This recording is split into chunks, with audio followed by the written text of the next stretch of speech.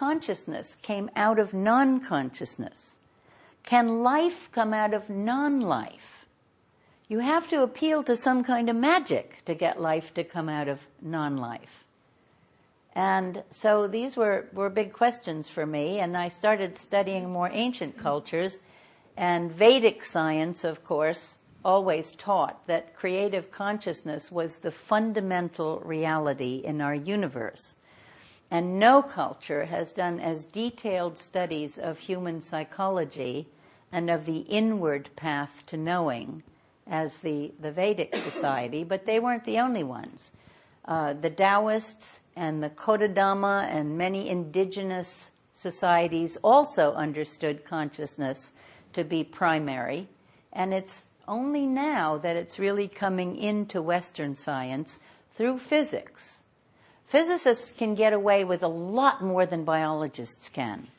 And the reason for that was that physics was designated the father science, the king science, and all the others were supposed to fit themselves into the Newtonian model of physics. But meanwhile, the physicists gave up thinking the Newtonian model was any kind of fundamental explanation of the universe a long time ago. And biology has not caught up with them. Especially microbiologists all treat every molecule as though it's a little mechanism, and they really do not get the intelligence that permeates everything in our material universe. I see it as a living universe of self-organizing energy. As cosmic consciousness, the source of multiverses, and then local human consciousness through which your reality, your experience happens. And the Lakota Indians tell their children, you are the center of the universe, and you are the whole universe. They say this to each child. Therefore, you have great responsibility to do no harm in the universe. And then, just when the ego begins to inflate, they hear them saying it to somebody else, right?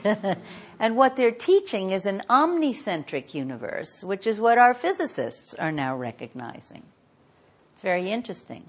So if each of us is local consciousness creating within cosmic consciousness, then you might say we are the creative edge of cosmic consciousness.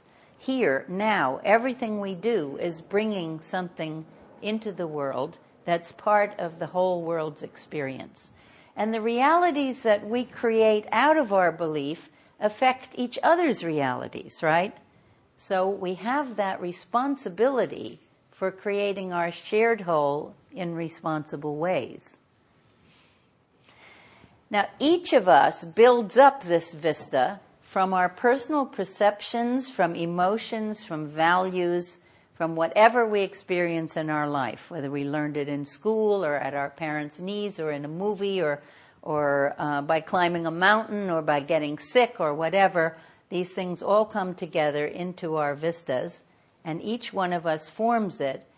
But if reality is such direct personal experience, how do we reach out to each other? How do we discover our agreements with each other to form cultural vistas?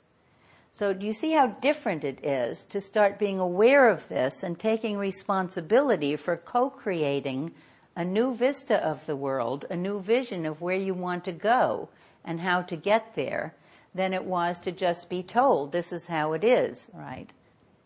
So in my story, evolution is an improvisational dance, and we're playing our roles in the current human drama. And in my personal vista, I'm here intentionally to play a role in this human drama. I chose to incarnate at a time when there were huge crises, because I'm going to show you that crises are the best opportunity for evolution. In fact, nature tends not to fix what isn't broken. She is very conservative with things that work well. But boy, does she get radically creative when they don't work. We didn't have a definition of life for a very long time. But a few decades ago, two Chilean biologists named Humberto Maturana and Francisco Varela gave us this good Greek word, autopoiesis, as a definition of life. Most of you probably in biology classes learned a list of attributes of life. Do you remember irritability, motility, growth, and reproduction? Right. But that was not a central definition. It was a list of attributes, ways of recognizing life. Whereas autopoiesis says a living entity continually creates itself. It self-organizes and it reorganizes itself in response to what's going on around it. So it's always within a context. And it's self-creating from the inside.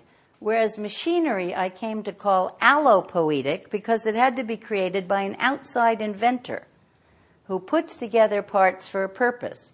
Now it's strange that Western science kept that mechanical model when they threw God out of science, because machines don't assemble themselves. They are not alive. They require inventors. So it was illogical of Western science to throw out God, the source of creativity, the inventor, and keep the idea of machinery. You see why that's illogical. You look in a dictionary, it'll say a machine is a purposive invention. Somebody puts together things for some purpose.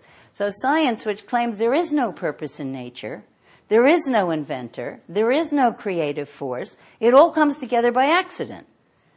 And they literally said things when I was in graduate school, like if you put enough machine parts into a junkyard and get a big enough hurricane blowing, a 707 might assemble itself.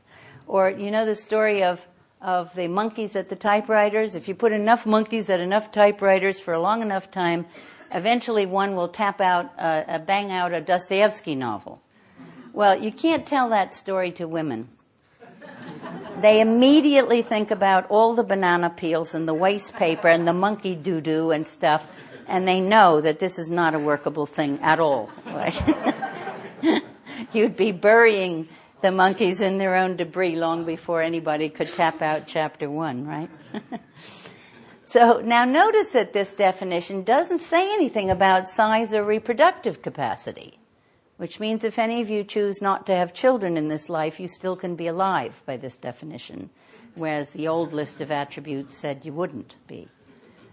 And that means also that you can think about very different entities, whether they could be alive or not, even though Maturana and Varela never thought of large things, bigger than, elephants and sequoia trees or whatever, as living things. I did. And I asked myself, what's the simplest autopoietic entity I can think of? And it was a whirlpool. A whirlpool in a river constantly draws in matter and energy and lets it flow through while holding a form. That's exactly what you and I do. In fact, a vortex connected at the top and bottom and swung into 3 dimensions becomes a torus, right? A torus is a mathematical form with one hole through it. What are you? You're a mathematical torus. And when we have babies, toruses are born from toruses. And in the new physics, toruses play an important role. So here we have big whirlpools in the heavens, and maybe they're alive. You can ask that question legitimately with this definition. Could galaxies be like organs in our universe? The Earth itself is made of self-organizing stardust from a supernova explosion about more or less 5 billion years ago, which gathers together and forms this planet. Can we think of the Earth as being alive? Well, the Earth, you can show, has metabolic cycles like any living things. We talk about anabolism and catabolism for biological entities. That's the buildup and breakdown and recycling of tissue, right? You're constantly recycling the molecules in your body to keep them healthy and alive.